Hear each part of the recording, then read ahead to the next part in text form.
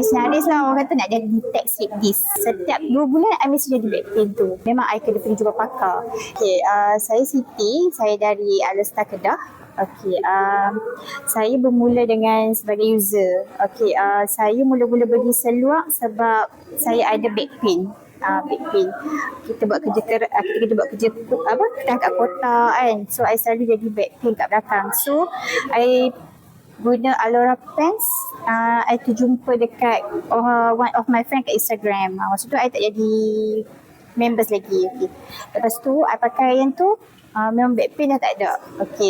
Lepas tu I continue jadi member. Panties I ada, tops I ada, bra and I ada socks. And now I consume Shioto sekali and Magnifit untuk kulit I sebab I ada kulit yang kering.